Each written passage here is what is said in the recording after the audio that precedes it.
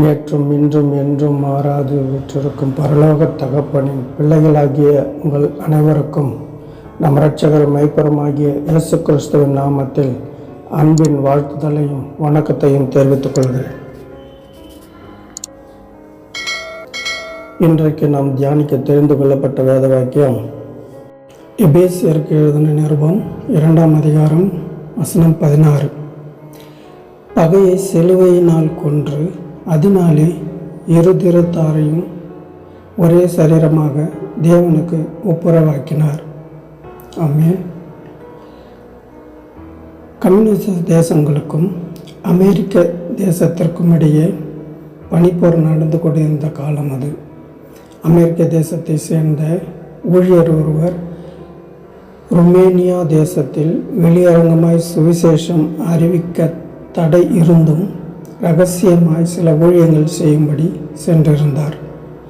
ஒரு நாள் கடும் குளிரிலே ஆள் நடமாட்டம் அதிகமில்லாத தெருவொன்றில் சென்று கொண்டிருந்தார். மக்கள் யாவரும் யாரையும் கண்டுகொள்ளாமல் அவரவர் தங்கள் வேலையாக சென்று கொண்டிருந்தனர். அப்பொழுது ஒரு மனிதனின் விசில் சத்தம் அவரை ஒரு நிமிடம் ஆச்சரியத்தில் ஆழ்த்தி திடுக்கிடச் செய்தது. ஏனெனில் அவர் மாபரிகாரியான இயேசு என்ற பாமாலை பாடலை விசில் அடித்தபடி அந்த மனிதன் சென்று கொண்டிருந்தார். கிறிஸ்துவை மறுதலிக்கும் தேசத்தில் இப்படி ஒரு நபரா என மகிழ்ச்சி அடைந்து அம்மனிதனுக்கு பின்னாக இவ்வூழியரும் பின்தொடர்ந்தார். யாரும் பார்த்துவிட்டால் பிரச்சனை வரலாம் என்பதால் சிறிது தூரம் அமைதியாய் சென்ற அவர் பின் அந்த பாட்டை இவரும் விசிலடிக்க ஆரம்பித்தார். அந்த பாட்டை கேட்டவுடன் அந்த ருமேனியர் பிரகாசமுள்ள முகத்தோடு திரும்பி வந்து ஊழியரை கட்டிப்பிடித்து கொண்டு தனது தாய்மொழியில் ஏதேதோ சொல்ல ஆரம்பித்தார். சிறிது நேரத்தில் தனது மொழி அவருக்கு புரியவில்லை என்பதை அறிந்து தனது இருதயத்தின் மேல் கைகளை வைத்தார். பின் கைகளை வானத்திற்கு நேராக உயர்த்தினார். சிலுவை அடையாளத்தை வரைந்து காண்பித்தார். கட்டுக்கடங்காத மகிழ்ச்சிகளோடு மொழி, கலாச்சாரம், அரசியல் பின்னணி என ஏதேதோ வித்தியாசத்தில் வாழும் ஒருவருக்கொருவர் சம்பந்தமில்லா அவ்விருவரும் ஒரு சில நிமிடத்தில் இணைக்கப்பட்டனர். காரணம் என்ன? கிறிஸ்துவின் ரட்சிப்பின் சந்தோஷமே. நம்முடைய ஆண்டவராகிய இயேசு கிறிஸ்துவின் சிலுவை மரணம் மற்றும் உயிர்த்தெழுதலின் மூலம் 2 பெரிய பிளவுகள் சரி செய்யப்பட்டன. ஒன்று, தேவனுக்கும் மனிதனுக்கும் இடையே இருந்த பெரிய இடைவெளியை இணைக்கும் பாலமானார்.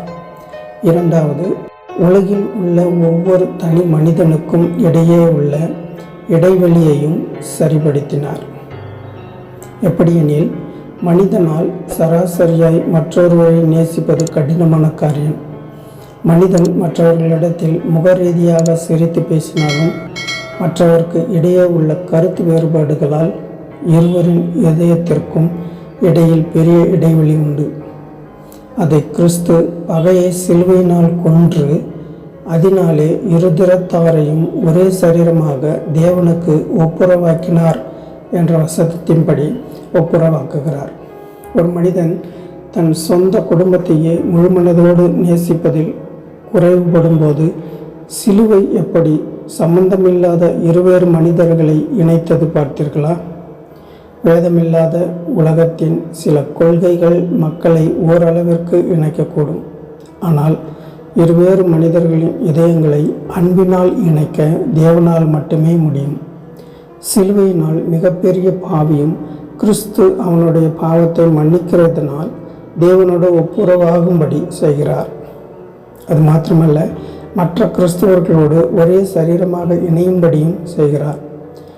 முன்பு கிறிஸ்துவுக்கு எதிர்த்து நின்ற சவுல் கிறிஸ்துவின் தரிசனத்திற்கு பிறகு பவுலாக மாறி கிறிஸ்துவின் அப்போஸ்தலராக மாறின விந்தை கிறிஸ்துவின் சிலுவை அன்பினால் மாத்திரமே முடிந்தது.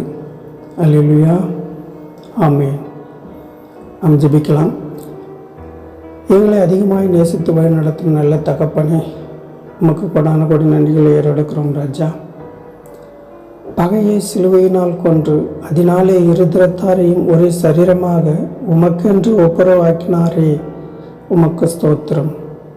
எந்த வேறுபாடுள்ள இரண்டு மனிதரையும் அன்பினாலே ஒருமனப்படுத்தும் சிலுவையின் அன்புக்காக உமக்கு ஸ்தோத்திரம். அந்த நேச குடும்பத்தில் கிறிஸ்துவை ஏற்றுக்கொண்ட ஒவ்வொருவரையும் அங்கத்தினராக வைத்ததற்காக உமக்கு கொடான கொடி நன்றி தகப்பனே. எங்கள் ஜெபத்தை கேட்டு எங்களுக்கு பதில் கொடுப்பவரே உமக்கு நன்றி. இயேசு கிறிஸ்துவின் நாமத்தில் ஜெபிக்கிறோம் எங்கள் ஜீவனுள்ள நல்ல பிதாவே. ஆமீன், ஆமீன். கர்த்தர் உங்கள் ஒவ்வொருவரையும் ஆசீர்வதித்து வழி நடத்துவாராக.